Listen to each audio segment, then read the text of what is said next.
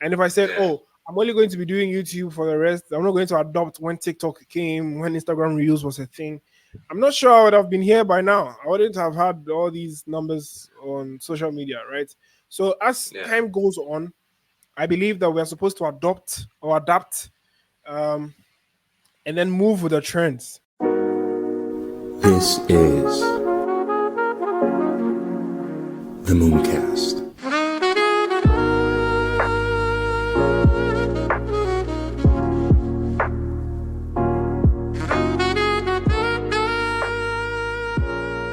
See you, Space Cowboy. Bro, what time is it in Ghana right now? What's the time? 10:48 p.m. It's 10:48. Yeah, I should be in Ghana in May.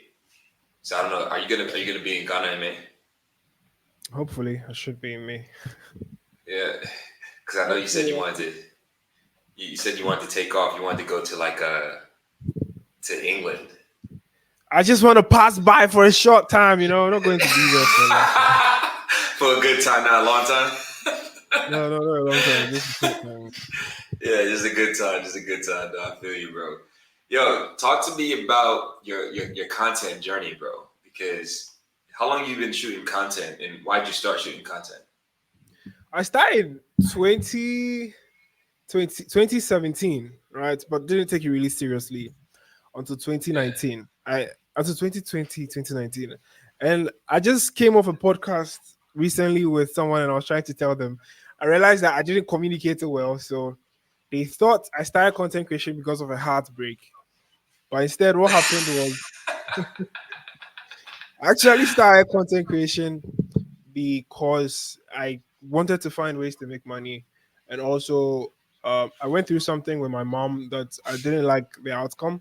So I obviously had to find ways to make sure that my mom wasn't going to be, suffering like the thing I saw before. So it's two yeah, things. So in 2017, the goal was to find ways I can make money online, and content creation came up as an option.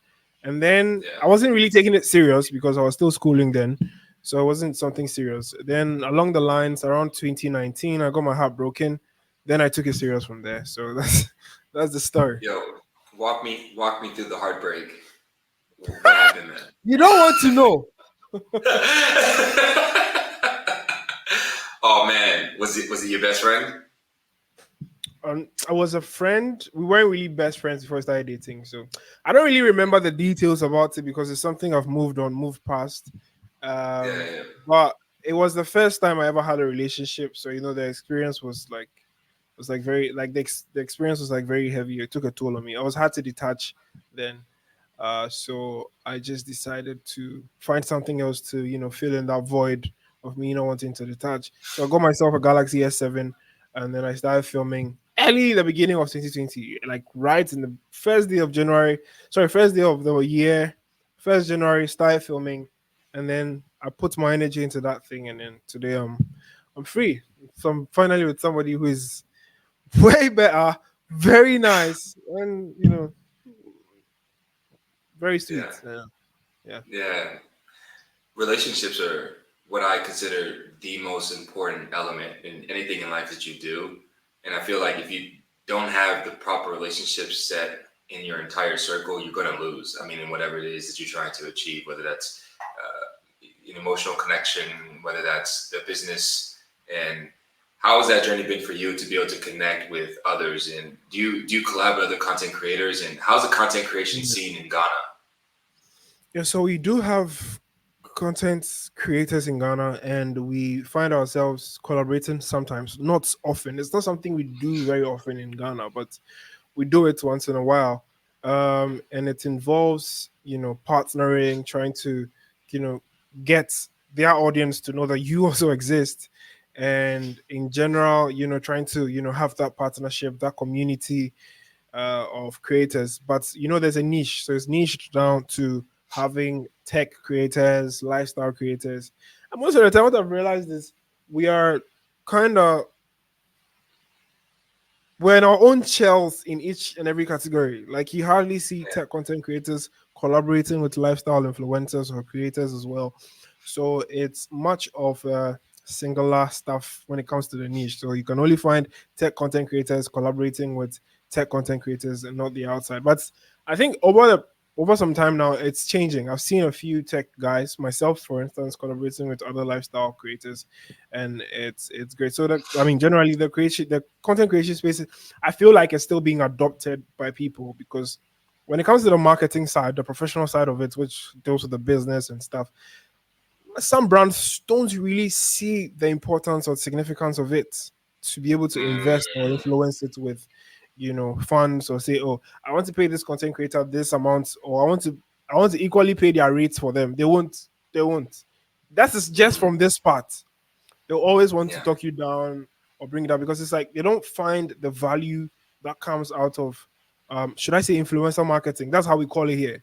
The creator yeah, economy here is not really appreciated, but you can have a foreign brand reach out to you and they know that even though they're coming from the US or the UK or even somewhere in Germany, you don't necessarily have an audience from them to market it to, but because you are only making a video for your brand, they're going to pay you your rates or sometimes even higher, right? But yeah. in That's our interesting. world, in our own setting, if you give a brand a rate, so somebody like me, I have a local rate and I have a foreign rate. So if the foreigners come, I give them the dollar rate.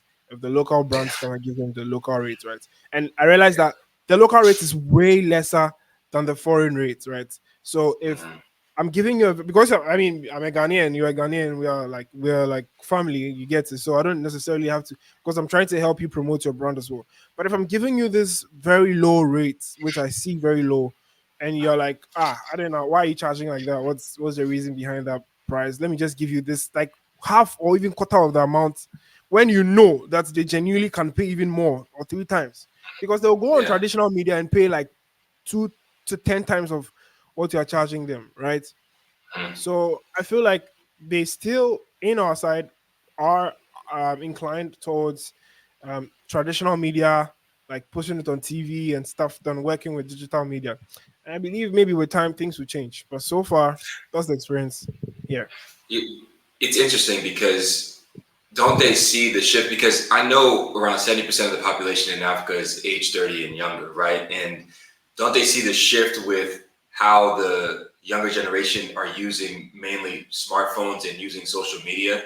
Like, don't they see that that's a huge pool that they could gather a whole bunch of data from and also be able to then extract value from?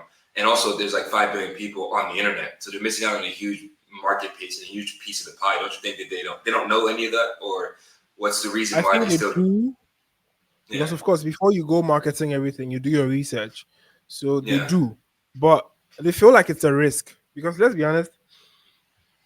Sorry, if you're going to they think, I feel like this is how they think, like, right, I'm going to pay an influencer to do a video for me. I'm not sure, I'm not really guaranteed I'm going to get leads from that marketing. So let me just test it with this amount to see how it goes.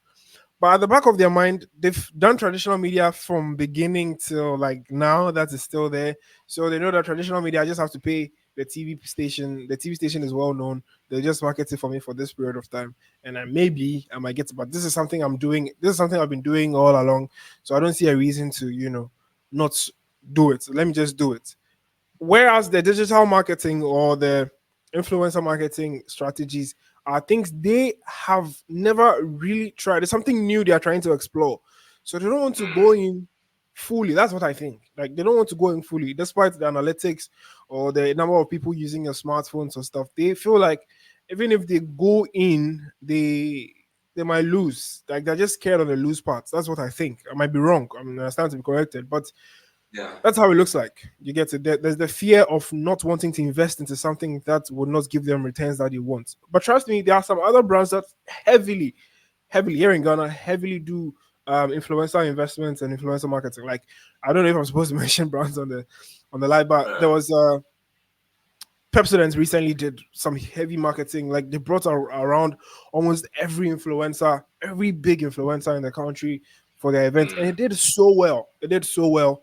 It was crazy. They even went to even hire Sarkodie to come for the program. So like, it's a mind blowing thing to have done for a brand like Pepsodent Ghana. So I think maybe with time they'll get used to it, and What's things that their are what's their what's their value proposition, that company? for Pepsodent. Yeah. What are they I selling? honestly can't What's their tell, better service? but so they're yeah, so they sell this. It's you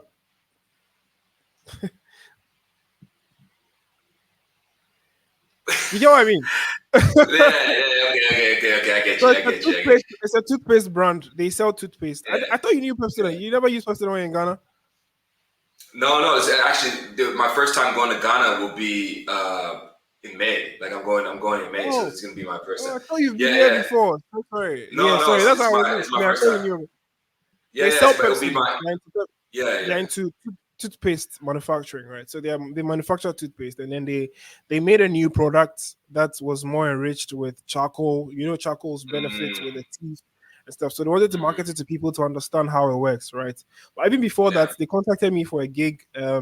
They have a DigiDentist platform now that allows people to reach out to a digital dentist to talk to them about their teeth and stuff. So they have all these products and services that they're marketing uh, on their platforms, or even using influencers to market as well. So, of course, yeah. that's basically what they do. They're just a toothpaste brand. They work with the teeth. Let me put it that way.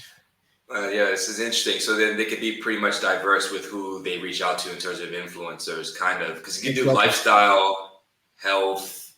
Yeah, there's a lot of different avenues you could tap into.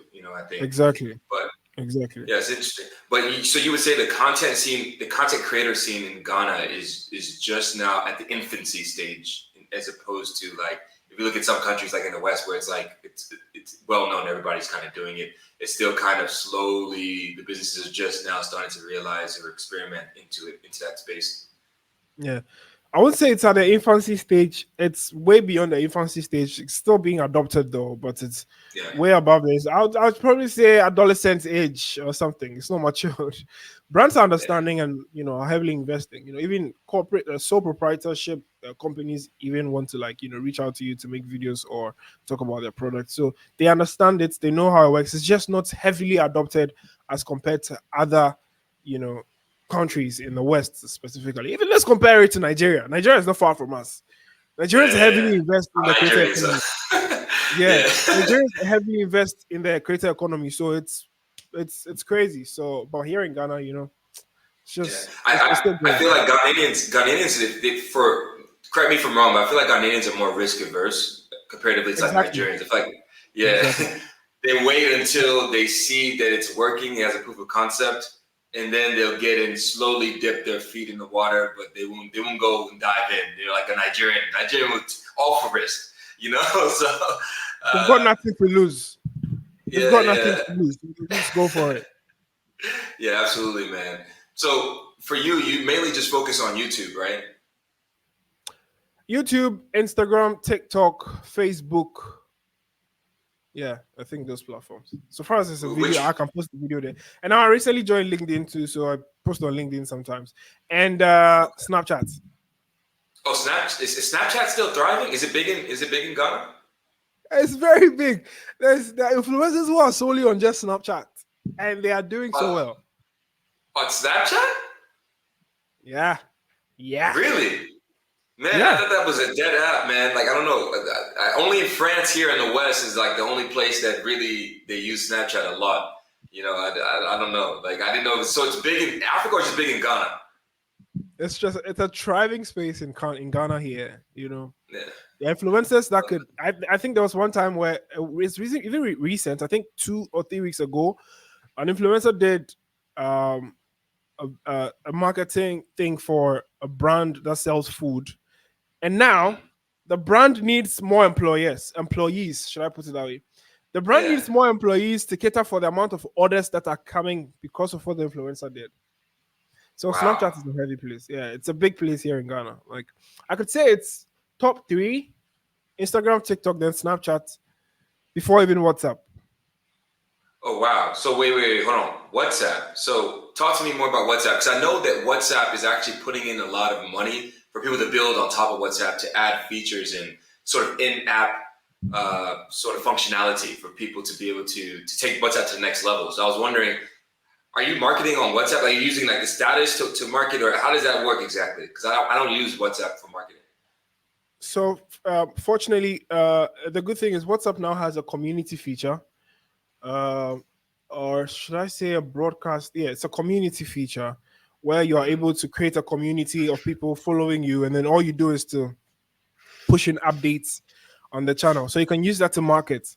If you have people who have joined the community, it's like having a Telegram channel. Yeah, I don't yeah, know if you know about Telegram. If you have a of Telegram course. channel, you can have this number of people who follow the channel for updates.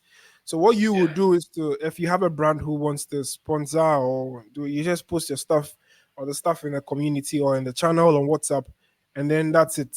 You can use it to market. Alternatively, you can use your WhatsApp status to also market. You just need to post it yeah. on WhatsApp. If you're somebody who has like a lot of contacts, like I do, I think I have like 4,000 contacts. So if you are Wow. posting something on your WhatsApp status, you're getting a lot of eyes seeing it if they are really watching, because people love watching WhatsApp statuses a lot. So you could easily use Mm. that avenue to market stuff one way or the other.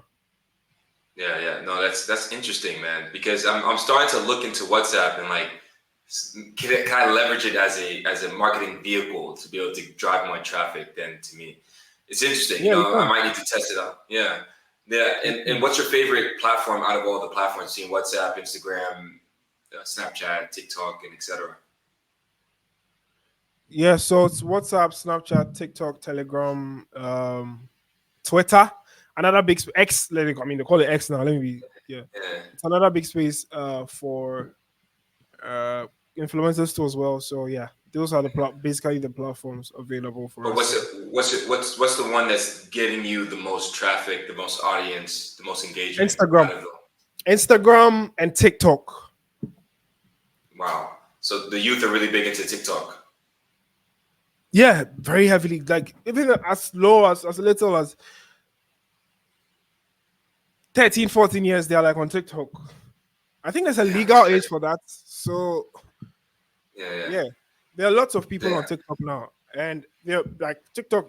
TikTok can easily make you famous if you know what you're doing. So most people are hopping on that platform. You know, everybody wants to be famous one way or the other. So Yeah. I think a lot of people they maybe want to be famous, but they don't know how to leverage then the they don't audience, know or how maybe to do they're it. They just yeah, they just they're want to be just doing famous. stuff. Yeah. So talk to me a little bit more about the tech scene in Ghana, because I know you're heavy into the tech scene. So what is thriving right now? What's the hot topic of discussion? Is it artificial intelligence? Is it uh, some of the stuff that's going on with in the virtual reality? Is it what is the main area of focus right now in Ghana? So artificial intelligence one and fintech Fintech, two. yeah, However, fintech is not a thriving space now. I don't know why, but it feels like every time anyone tries to go into fintech, there's so many rules, there are so many restrictions for them to thrive, so they end up failing or falling off a lot, right? yeah, yeah. There are two or three brands that I worked with some years back, and they had to move to Nigeria to thrive there. Wow, Yeah, for wow, some reason. There was a service, I don't want to mention their name, but they used to convert, you know, converting airtime to cash is a very big issue here. For instance, you're buying mm, airtime online and you're buying airtime and you by mistake, you're trying to, how do I put it? You're trying to buy something with cash and you by mistake buy airtime. You'd want to convert yeah. it to cash. That's like a Mm. very big issue. We don't have a solution for that yet. So somebody decided to create a solution for that. What's And airtime for the audience? how do I put it? We call it credits. Things you used to call. I don't know how Okay, to put it. yeah, phone The credits, phone credits. phone credits, yeah, phone credits. I don't know how they Yes, call it on your end. Yeah, so phone credits. same. Yeah, If you want to buy phone credits, you would have to you know you mistakenly buy, you're buying credit, you're trying to withdraw money or you're trying to send money to someone or you're trying to do some form of cash payment, but it mistakenly goes as airtime or phone yeah. credit. You're not able Mm. to reverse it back to cash. Mm. But So most it's just people want to illiquid. reverse. Exactly. So it's like most people would like to reverse it back to cash. Somebody mistakenly bought a huge amount of airtime, like 300 CDs worth of phone credits, but they Hmm. wanted just like 30 CDs of phone credit. So now Yeah. the remaining 270 CDs worth of phone credit would have to be convert. Would He would have loved to convert it to cash because I mean, what's Yeah. he going to do with all that money? You get it. So in Yeah. that instance, that particular platform was there to save the day, but they took that off, and now you're unable to do that. This is basically due to certain financial restrictions I personally have little knowledge about, so I don't want to go into that. So that's one thing.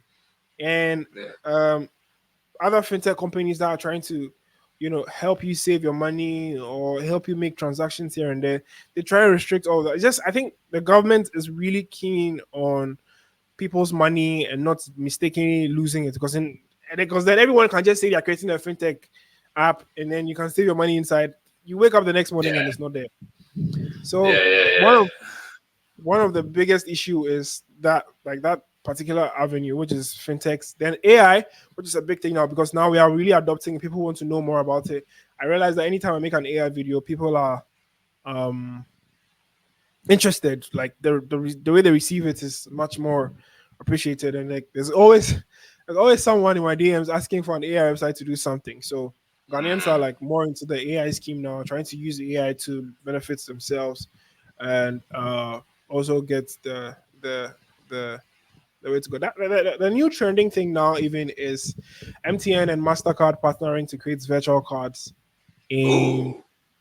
I think it's an African thing. I don't think it's specific to our country, but MTN is partnering with Mastercard to create virtual cards currency of mobile money. I don't know if you know what mobile money is, Yeah. Of course. Of but mobile, course. mobile. So yeah. So if you know about it, then I don't think I have to explain. But Yeah. But yeah, explain for the audience though. For the audience. For the audience. Yeah.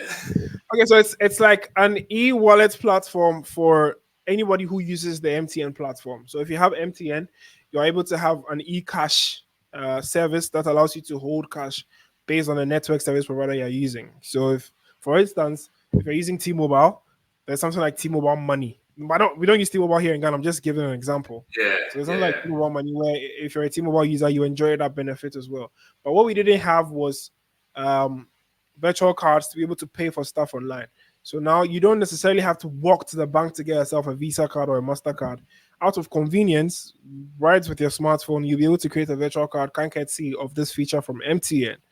It hasn't finalized yet. We don't know how it's going to be implemented, but I'm pretty sure there'll be updates pretty soon because it was done like a week ago. It's not long when they announced they were Mastercard. So that's another big Yeah. topic people are really talking about now. So yeah, basically AI, that and then fintech.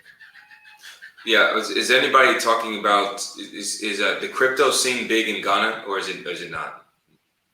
It's also growing. It's not Yeah. entirely big because, like you said, people are risk averse here in Ghana. A lot of Yeah. people are risk averse here in Ghana. We know how the crypto space is. Crypto is very that kind of thing. It fluctuates. It doesn't. Um, it's not always. How do I put it? Like people expect, and people think that I'm going into cryptocurrency. I'm going to be a billionaire in the next day. So Yeah. it's quite a sketchy environment. We are still adopting. We're still adapting. We're still trying to understand how it works. We're still trying to find ways to get into the crypto space and not find ourselves wanting. Because I've personally introduced people into crypto, and when their money went out, I was held by the neck. Accountable. Like, Yeah. yeah, Yeah. I'm trying to Yeah. That's part hold of me, the put me issue. back. Yeah, I think that part of the issue is this is what's a problem that I actually plan to solve. This is a part of the reason why I am going to Ghana is for the potential possibility to collab with institutions to create a wealth fund, crypto wealth fund, and I think it would be the first actually in Africa if we're able to do it. So yeah, so that's something that I think we're trying to find a way to create wealth creation and generation strategies for people safely and regulated. So this is something that I see because I know a lot of people they want to make money, but maybe they just don't know how, and they also need experts. So yeah, for me, I've been in the space for like 4 years, and I've been able to make clients significant amounts of return, but you have to know kind of what you're doing. You need to understand the different KPIs. You need to understand cybersecurity. You need to understand macroeconomics. You need to understand microeconomics. You need to understand governance. You need to understand tokenization and tokenomics. There's so much elements to the crypto space that I think that if cryptography, I think it's a beast. So I think just thinking you're going to go in and make a significant amount of return, I don't think it's possible. But yeah, I see that the Ghanaians they're a little bit Yeah. not so yeah the risk averse. Hey bro, I'm just trolling is something that will not just challenge your perspective, but also touch your heart and soul. It's a book that defies convention, blending art and literature into a thought-provoking masterpiece. A reflective piece of provocative art that tackles societal constructs from angles you've never considered. Hey bro, I'm just trolling delves into the very essence of our existence. It questions the technology that surrounds us, challenges our notions of beauty, stares unflinchingly into the eyes of death, and questions the boundaries of freedom.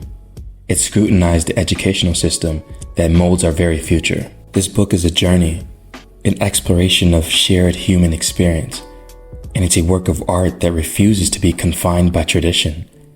It's a canvas painted with words, a melody of thought, and a testament to the power of creativity in a world dominated by algorithms and data. Visit moonboycapitalventures.com and get your hands on Hey Bro, I'm Just Trolling today.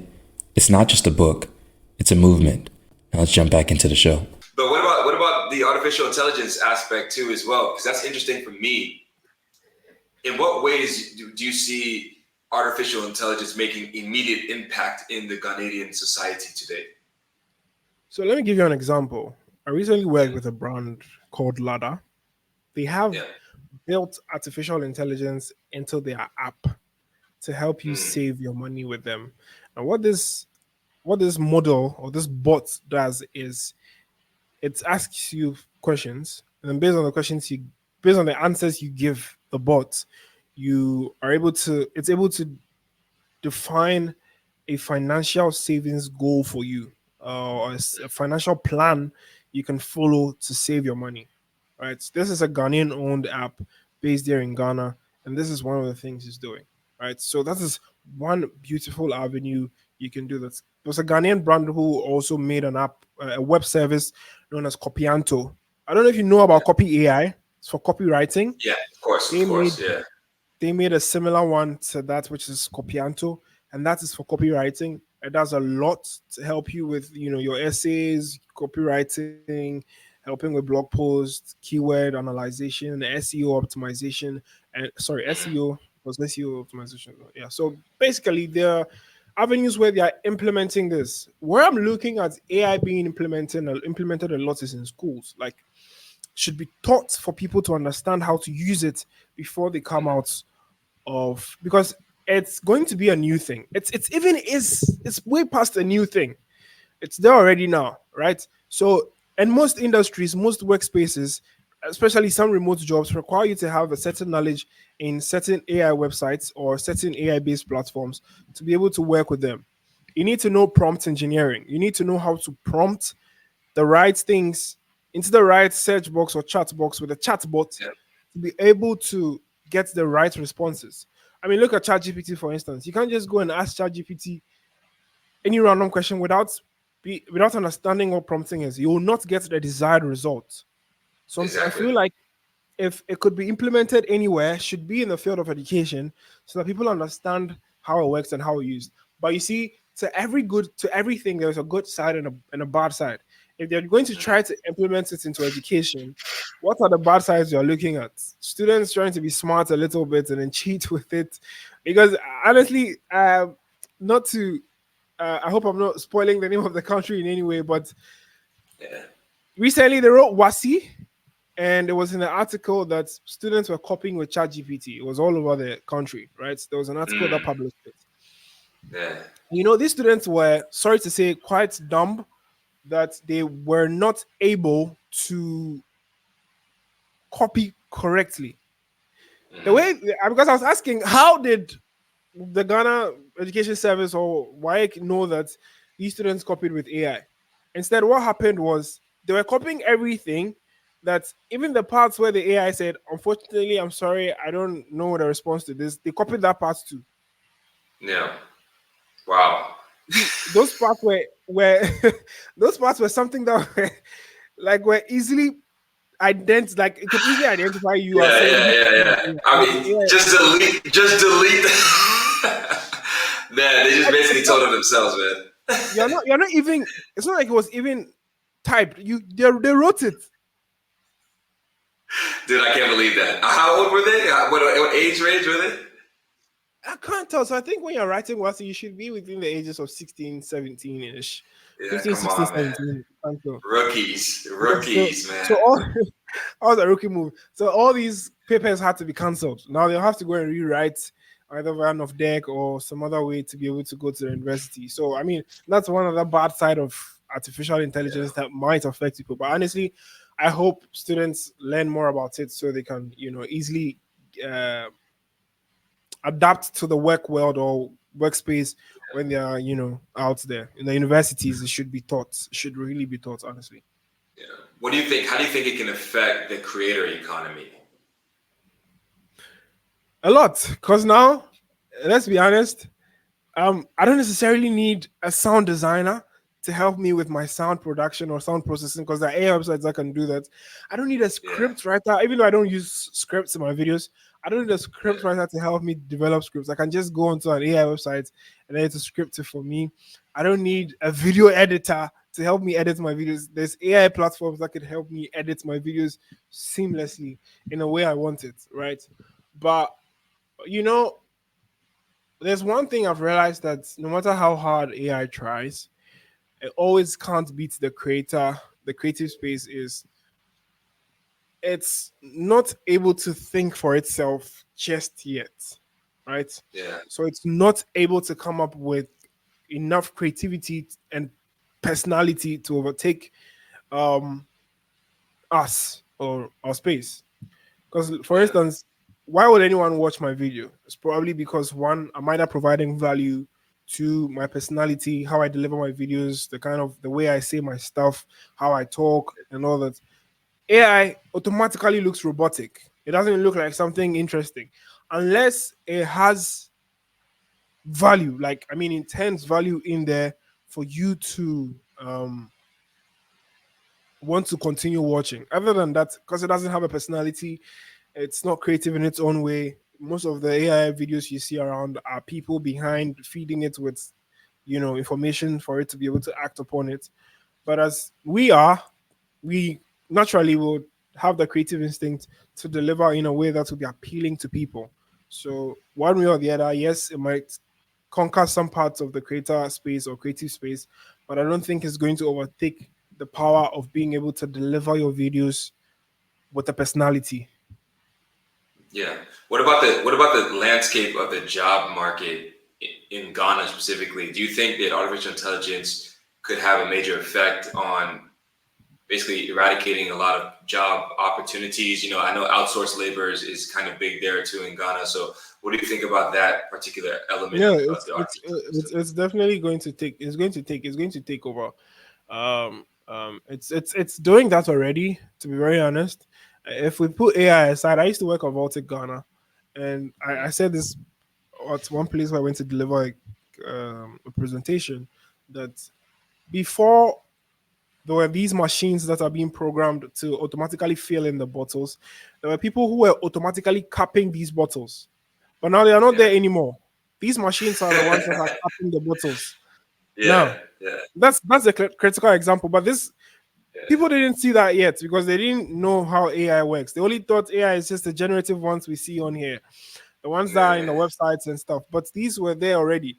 Now we have chat bots that automatically respond or reply to your messages when you go to a website or try to reach out to a company. Initially, yeah, they would hire a customer care representative or a customer care rep to do that job. Oh, hello, hi. yeah, You've come to You've come to Mumbai Services or Mumbai Limited. Blah blah blah. Now you don't. Now they yeah, don't have to do that. You just need a little Python programming knowledge, and you can easily generate a chatbot responding to your chats for you whilst you're not there. cut so much cost away. So obviously, it's going to take away the creator space. Now you can be at the back of your PC and easily generate a PowerPoint presentation. You don't need your secretary to do that anymore. You can do. I mean, there's so much. It's going to obviously take away the space. However, sorry, I still feel like it's going to take some time because you obviously need the human field for the job, right? Yeah, Um, yeah, yeah, the positive side about this is we need to understand that even though it's coming to take over our jobs, somebody has to be behind it to use it to take over your job. That is one thing. And secondly, yeah, it's also here to help cut down the time. Like the yeah. PowerPoint presentation, I said like this. Sorry, I think there's something in my throat. The PowerPoint presentation, I said like this. Um, Now to cut all that time for you to manually design the PowerPoint when you don't need to do that anymore, because then you'd have to spend like how many 2 3 hours designing a full PowerPoint for people to see. But now you don't need to wait for 2 3 4 hours. Just like 1 2 3 minutes, it should be done. Then all you have to do is to just modify it and you're good to go. So it's here to Yeah. cut down time, and we are supposed to learn how to use it in order to not be sacked from our jobs. Because no matter what you do, you will be taken away by AI. So you need to learn how to use an AI tool that is related to your job or your field. How close do you think we are before you start seeing significant reduction in the workforce being replaced by robots and artificial intelligence and the combination of the two? You think it's 3 years from now, 5 years from now, where you start seeing a significant? I'm talking 20% reductions, 15% reductions on a year to date time span. Should be 5 years. I'm giving myself 5 years because I want to see. I'm pretty sure by then it should be very obvious. Yeah, It should be very obvious that AI has, because it's doing that already. Why do you think these big companies like Meta, Microsoft are doing layoffs? They're probably replacing yeah, most of them with AI. If you have the AI skill, you just stay there. Then they add somebody's job to yours, and then you do it. They're laying off yeah, these people because I'm pretty sure, and I'm 99.79% sure that these people that are being laid off are people without artificial intelligence skills, and they are going to find people with artificial intelligence skills to replace or have their job roles, or even use artificial intelligence to replace their job roles. So yes, it's there, it's happening already. But give or take 5 years time, you should see a heavy impact in the workforce. Where do you see the creator economy in the next 5 years? Do you see it expanding? Do you see every single creator having to be an artificial intelligence expert? How do you see the landscape of the creator economy in the next 3 to 5 years? I think it's going to be normalized because now it still isn't normalized. People don't respect it that much. People don't think it's a job. People think Yeah, it's just something you do for fun. But trust me, I think one time I saw on LinkedIn that there's a school that is offering it as a course now. So you learn yeah, content creation. So in the next 5 years, we should see it like heavily adopted, right? Everyone because people are moving into this space already. Like it's getting choked already. We don't want more people, but it's getting yeah, yeah. really choked already. And so obviously in the next 5 years, it should be a good space. As to whether they'll be adopting with AI, that is with time. If honestly, the people that would want to adopt with time with whatever is happening at that instance would obviously see the benefits of it. But those who won't will probably be left behind. Let's be honest. If I said, because I started with YouTube, right? And if I said, Yeah. oh, I'm only going to be doing YouTube for the rest, I'm not going to adopt when TikTok came, when Instagram Reels was a thing. I'm not sure I would have been here by now. I wouldn't have had all these numbers on social media, right? So as Yeah. time goes on, I believe that we're supposed to adopt or adapt, um, and then move with the trends, right? So, no, I mean, you're not supposed to hop on every trend, but move with the one that would create a heavy impact on you, the one that would instill some form of change that could help change your life in one way or the other. So yeah, they would have to adapt. They wouldn't have a choice because if you don't, you're going to get left behind. So the AI stuff, they would obviously adapt. Then in the next 5 years, we're looking at so many people becoming more and more into content creation, and hopefully the brands tend to decide to pay our rate cards for us in the country. Hopefully. Yeah, absolutely. It's interesting because I think that nowadays you can't really be a business owner without either one also being a content creator and or leveraging someone else's platform that is a content creator. It's quite Yeah. hard, to survive as an SME. And even me, you don't know this about me, but I haven't been on the internet or social media for almost 10 years. And I got back on in 2022. And I left in 2014 and just was completely just enjoying my life, living my life because I just didn't enjoy what the internet was becoming because it's just I think there's a lot of degeneracy and it's very much the wild, wild west where there is a lot of value being created, but there's also a lot of degeneracy and a lot of people showing the true sides of who they really are. And it can get quite disgusting. So for me, I just kind of just, instead of death scrolling, I focused on personal development and building myself and self-development.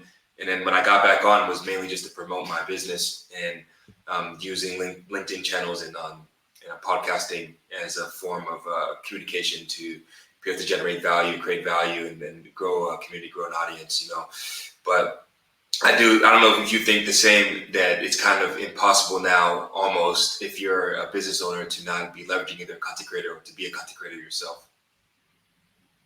I mean, I wouldn't say it's impossible. I just think that it's something you have to add to the brand to create more awareness if you're looking at getting leads or sales for your product. Because, Yeah. like I said, it's a thing now, it's a trend now. You have to be, you have to adapt to it. You have to grow with it. I know a business Yeah. owner who makes a lot of money. He has just one. He has just one, two shops. He sells televisions. He sells flat screen, smart TVs, right?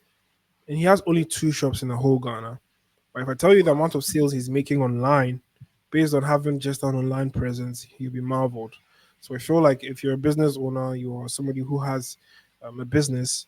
One one major way to get people to identify your brand or your business is to obviously have a content creation skill to be able to market your business through that procedure or through that process, because it's heavily required. And it's if you know how to do it, you know what it's about, you know how to navigate your way through the content creation space, you're really going to get some rewarding returns you could have ever imagined. What's it like living in Ghana? It's hot right now. It's hot. Yeah, I know. Hey, it's hot. Is that a pun intended? Because I know it's a hot spot right now too, as well, man. I can't wait to go to Accra, man. And I know there's a lot of it. There's a bunch of, I think, Americans in Accra too, right?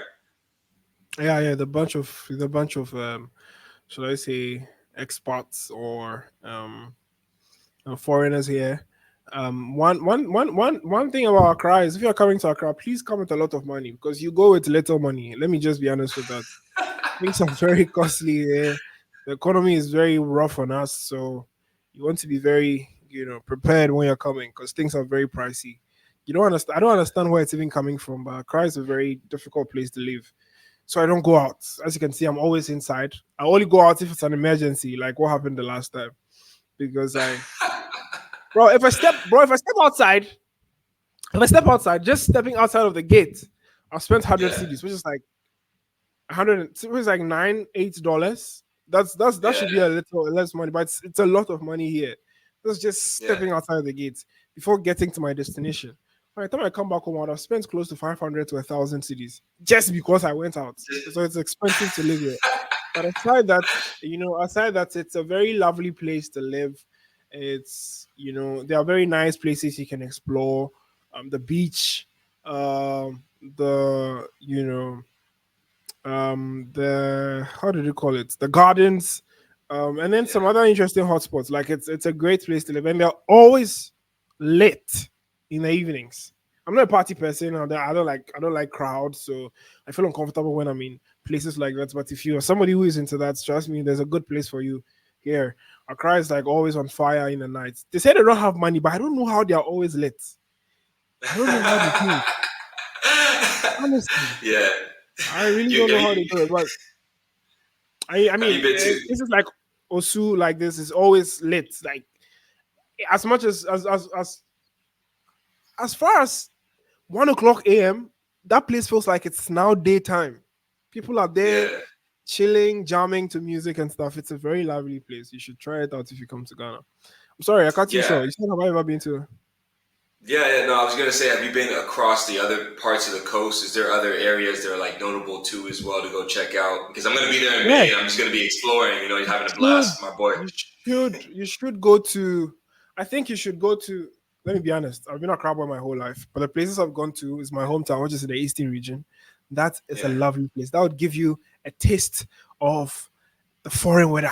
You know, it's a very cold mm, place, serene, so many greens, so many yeah, trees. It's quite rock. It's quite hilly. Should I say hilly? Mountainous. yeah, Yeah, they call the place the mountains, right? So mm, there are some mountains on there. Nice. There's a place called Pediase. You should check that place out. Um, yeah, then there is you can go to Kumasi too. Kumasi is a nice place. I've been there only once, but I okay. loved the place. And the cost of living there is much less as compared to what is going on in Accra. In Accra, we are Is it fighting on the the battle of our coast? own. Is it on the The one, coast? no, the one in the coast, no, this is like way in the heart of the country. But the one Oh, on the okay. coast is around Cape Coast. That's Cape Coast, Central Region. That Okay. is around the coast there. You can go, you can check that place out too. However, that place too has quite a level of high cost of living as well. But it's a very lovely place. The Fantis are very welcoming.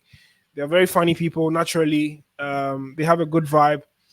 You're going to have to try some fancy kinky and stuff. You'd love it. I mean, it's a very nice place Yeah, to be at. It's a great place. However, you just need to make sure you have a lot of money because Cape Coast and Accra, they're like this. yeah, yeah, It's yeah. not far from Yeah, Accra, no, so they're just yeah. yeah. So for any foreigner that's watching this, could they, let's say, if they wanted to do some expats and digital nomading in Ghana, where so you would recommend them Accra, or where would you recommend them to be, and also what would you say the average cost of living per month by U.S. dollar term would be for them to be able to stay and have a good time for like 6 months to a year or something like that? For business, if you're coming to do a business in Ghana, Accra is the best place because that's where you get, you know, the connects, the network, the people to Yeah, interact with. You get it. However, you'd have to be living off coast a bit, like somewhere in Pram Pram. Pram Pram too is a yeah, nice place to go to, right? But commuting to Accra will be a bit of a hassle. So obviously, you still have to be in Accra. However, the cost of yeah, living would be based on where you'd want to stay. Because even within yeah, Accra, there are places that living is quite affordable, right? If you yeah, find yourself around where the airport is, the airport area, you're going to spend nothing less than 100, 200 to 300 a day, dollars, not in cities, yeah, in a yeah, day trying to live. So that's going to be a lot at the end of the month. You're looking at 3,000, 4,000, $5,000 a month or so, depending on where you're living, like if you're renting or anything, because rent housing costs a lot there, especially in the airport area, coming to East Legon, Trasaco Valley. But those are very nice places too, like extremely nice, but very luxurious and so cost a lot. So yeah, if you're living maybe after at the outskirts of those places, then you're going to look at spending close to $100 or less in a week, right? You can do okay, that in a week. So that's going to give you averagely $500 to $600 in a month. But that is aside rent because renting is a different thing altogether. So let's just say yeah, averagely $2,000 to $3,000 in a month should be something okay to handle with. And that is if you're not going to those hotspots I mentioned, because that amount of money can only rent you something there. That's how it looks like. So you yeah, should consider that too as well. yeah. Amazing, man. Amazing. Yo, definitely, man. This has been great. We got to do this again, man. I love your high energy, bro. Like, honestly, it's amazing. And if I'm in Ghana in May, man, we gotta tap in, man. And yeah, Sure, bro. shoot me your number on WhatsApp too, man. Let's link on WhatsApp. And All right, yeah, sure thing. I'll do that. I'll do that. yeah, Thanks for having me, bro. I hope and next time I don't delay you. yeah, nah, it's all good. But where can people find you on the internet, bro? Instagram, Delppy1 underscore everywhere. Instagram, TikTok, Twitter. That's the username everywhere. Delppy1 underscore. Okay, man. Well, this concludes this episode of the Mooncast, man. And peace.